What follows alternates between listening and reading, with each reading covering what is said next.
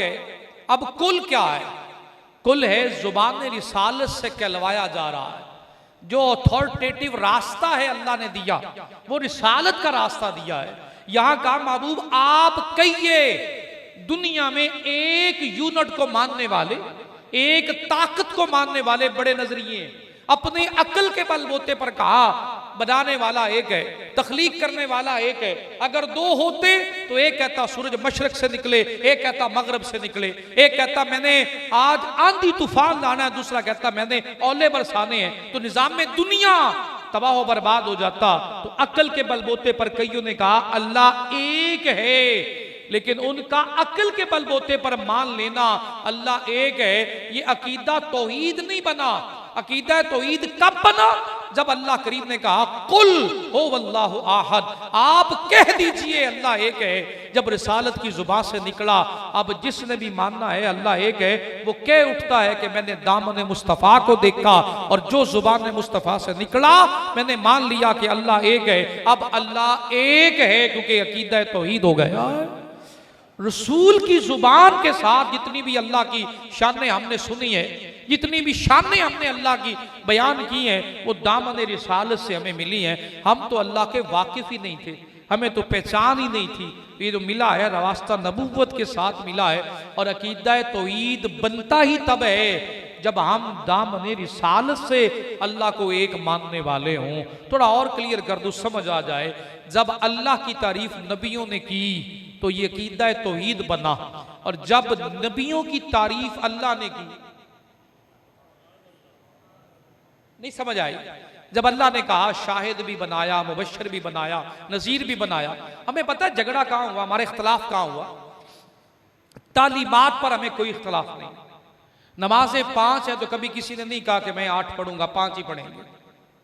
रोजे महीने के हैं तो कभी किसी ने नहीं कहा कि 1.5 महीने के फर्ज हैं, महीने की पढ़ेंगे। आज जिंदगी में मतलब साल में एक बार है तो कभी सऊदी अरब वालों ने भी ये नहीं कहा कि 6 महीने के बाद आपको हज के लिए बुला रहे हैं, क्योंकि तादाद हज पर ज्यादा होती है। वही काबा है, वही सब कुछ है, वही मिना है, वही मैदान अरफात है, आप 2 मरतबा आ जाया करें।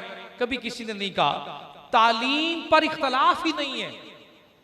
असल प्रॉब्लम जहां से है, तालीमात रिसालत पर कोई इख्तलाफ नहीं है। There is no any discussion about जितनी भी हमारी सिखाई हुई लर्निंग्स है, तालीमात है, एजुकेशनल सिस्टम, इस्लाम पर कोई इतराज नहीं। कभी किसी ने आपसे कहा हो कि मैं कुरान पाक के 10 पारे मानता हूं, 20 पारों का इनकार करता हूं, तो 20 ही मान 30 मान रहे हैं, 5 नमाजें मान रहे हैं, ईद बकरा ईद मान रहे हैं। तालीमात रिसालत पर कभी कोई मुनाजरा नहीं हुआ। लेकिन झगड़ा कहां होता है? जहां फजाइल रिसालत शुरू होती है, जहां शान रिसालत शुरू होती है। जो शान हमें मानने के लिए कहा गया है वो तो हमने माननी थी ना। तालीम पर तो हम अमल कर रहे हैं, कभी कोई झगड़ा ही नहीं किया। झगड़ा कहां शुरू होता है कि मैं नबी का इल्मे गैब नहीं मानता, अच्छा फिर मैं नबी को नूर नहीं मानता, अच्छा फिर मैं नबी पाक को हाजिर नाजिर नहीं मानता, अच्छा फिर।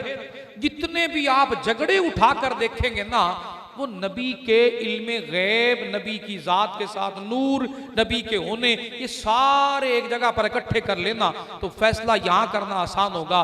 तालीम दी है नबी ने, उस पर कोई झगड़ा ही नहीं है। नबी को शानें दी हैं अल्लाह ने। झगड़ा है तो फिर अल्लाह की दी हुई शानों पर है, नबी की दी हुई तालीम पर तो नहीं है। अब कोई कहे अच्छा मैं नबी भी मान रहा हूं और फिर कहता हूं गैब नहीं है। मैं सारी तालीम, जितनी भी रिसर्च आप करेंगे ना, उसकी मैं बुनियाद आपको बता रहा हूं। आप जितनी शानें पढ़ेंगे मुनाजरे नजर आएंगे, नबी की शानें पढ़ेंगे मुनाजरे देखेंगे। तालीम रिसालत पर कोई मुनाजरा नहीं। जो कह दिया है वो है।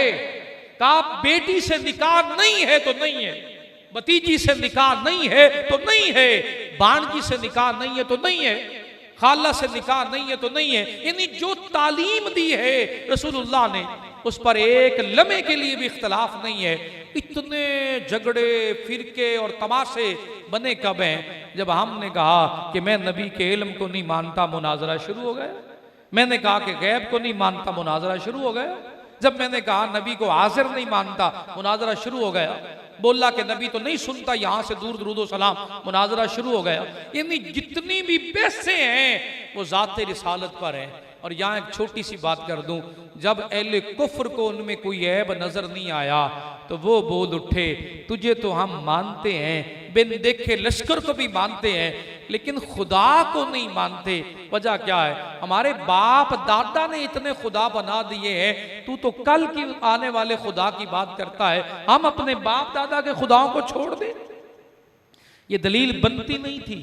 जब रिसालत में कोई ऐब नहीं है तो फिर अल्लाह की ज़ात में भी कोई ऐब नहीं है। अगर हम नबी की ज़ात में ऐब ढूंढने लग जाए तो क्या मतलब है? हम इनडायरेक्टली अल्लाह के वजूद के इनकारी हैं और शकूक व शुबात का शिकार हैं। तालीम रिसालत में जितनी भी तालीम नबी पाक ने दी है, आपको कोई मुनाजरा नहीं मिलेगा। जितने भी मुनाजरे देखेंगे वो शान रिसालत में देखेंगे। इसकी रीज़न क्या है? रीज़न सिर्फ और सिर्फ शऊर की कमी है।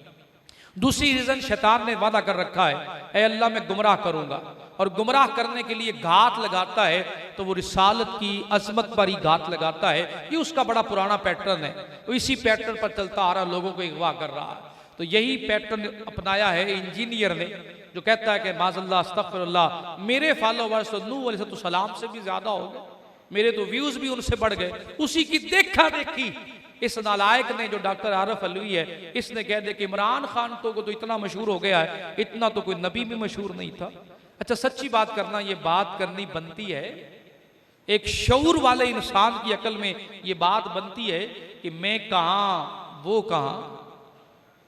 जिन्होंने अल्लाह को पहचानने में मदद दी, जिन्होंने तालीमात अल्लाह की हम तक पहुंचाई, उनसे मवाजना करना बनता है। और मेरे भाई, 4 दिन मुंह न धोऊं तो मुझे मेरे अपने ही मुंह ना लगाएं, मैं कपड़े ना बदलूं तो मेरे साथ कोई ना बैठे। और वो महबूब वो हैं, लोग कहते हैं जिन गलियों से गुजरते हैं खुशबुएं फैलती जाते हैं, उनके जिस्म अक़दस पर मक्खी नहीं बैठती है। वो पानी में हाथ रख देते हैं तो 1500 लोगों के लिए काफी हो जाता है। वो एक खजूरों की थैली को छू लेते हैं तो आप फरमाते हैं, हजरत अबू हुरैरा फरमाते हैं, 600 सा खजूरें निकाल निकाल कर बांटता हूं तो बरकतें खत्म नहीं होती हैं। हजरत उम्मे सलमा फरमाती हैं, उनके जिस्म का एक बाल मेरे पास था, उसे पानी में गुस्ल देती, मैं मरीजों को पिला देती, अल्लाह उस बाल मुबारक के सदके से मरीजों को शिफाएं अता फरमा देता। उनसे मुकाबला करना बनता है, उनके साथ मवासना करना बनता है। वो कहां, मैं कहां। मुझे आप लाख इख्तलाफ करें कोई फर्क नहीं पड़ता, मुझे ना माने कोई फर्क नहीं पड़ता, लेकिन जिस दिन नबी से इख्तलाफ किया आप मुनाफिक हो गए, ना मानेंगे तो आप काफिर हो गए। ये वहां की कैटेगरी है, यहां की नहीं। हमें ना माने कोई फर्क नहीं पड़ता, आप हजारों इख्तलाफ करें, आप हक रखते हैं, करें इख्तलाफ, लेकिन नबूवत के साथ इख्तलाफ नहीं होता, वहां इताअत ही होती है और इत्तिबा ही होती है। इसके बगैर अल्लाह की बारगाह में कोई रास्ता ही नहीं। यहां लाकर खत्म कर रहा हूं, अगले जुम्मतुल मुबारक से इंशाअल्लाह ताला यहां से आगाज करेंगे कि अब रसूल पाक इस मौजूदा दौर में हमारे लिए कितने उनकी सीरत काबिल अमल है। तो क्या इस नए दौर में भी हम रसूल पाक की इताअत के साथ हक पर चल सकते हैं? तो फिका का मसला पिछले जुम्मतुल मुबारक पे मैंने बयान किया था, टाइम थोड़ा था, आज वजाहत कर रहा हूं कि नमाज के लिए शराइत क्या है। तो शराइत नमाज सुन लीजिए। सबसे पहली शर्त है बदन का पाक होना, जिस्म का, थोड़ा ऊंची बोलेंगे आप, पाक होना, गुस्ल करना, वुजू करना। दूसरा, नमाज के लिए शर्त है वक्त नमाज का होना, जिस नमाज के लिए आ रहे हैं उसका वक्त भी हो। तीसरा है मुंह किबला रुख होना।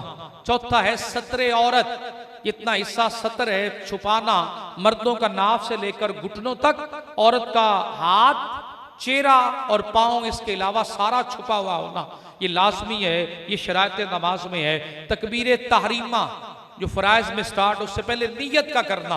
आपकी सबसे बड़ी नियत दिल की है, जो आप घर से निकले नियत करके आए हैं, यहाँ जुबान से कहना ये सुन्नत है, मुस्तहब है। अल्लाह करीम इन शराइत नमाज के साथ हमें नमाज का पाबंद बनाए। अगले जुमतुल मुबारक पे इंशाल्लाह फ़राइज़ नमाज के बारे में जानेंगे। जो सुनते हैं ना वो घर में बैठकर बच्चों से भी डिस्कस किया करें, अपने बच्चों को खुद टाइम दिया करें, वरना कोई ऐसा ना बेअदब हो जो संगत भी लगाए, दोस्ती भी लगाए और हमारी औलाद को बेअदबों की सफ में ले जाए। अल्लाह मुझे पहले और आपको इस पर अमल की तौफीक अता फरमाए।